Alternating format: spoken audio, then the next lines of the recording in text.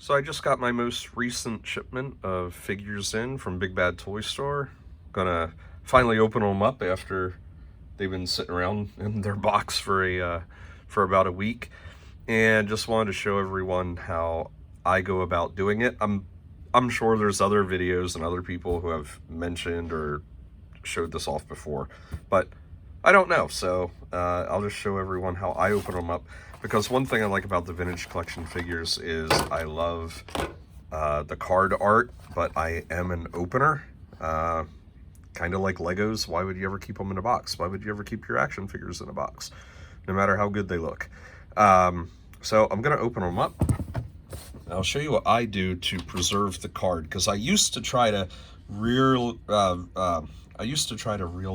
carefully remove the adhesive and get the entire bubble off, but that always created more damage than it was really worth. So the way I do it now is I just use a hobby knife and stab into the side and trying to keep the knife as parallel as you can with the card. And you want to make sure the knife is good and sharp. And then I don't move the knife as much as I move the card, or do a little of both. And just go around. And one problem you can have with this method is if you angle the knife too much, you can scratch the card a little bit.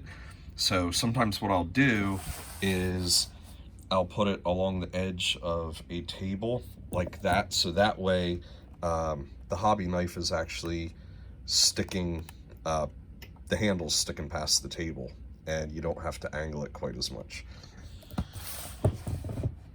So that's not what I'm going to bother doing now, because I have no place to put my little camera tripod.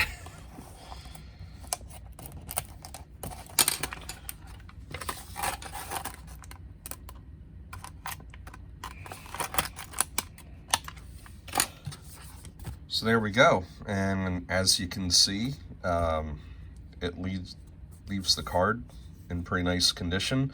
And yeah, you have this plastic bubble, but you know what? This little bit here looks far better than having a bunch of torn art image, which I have some cards that when I first started doing this without the hobby knife, they ended up sadly looking horrible. And unfortunately, it was on some of the harder to get or more valuable figures that I had that.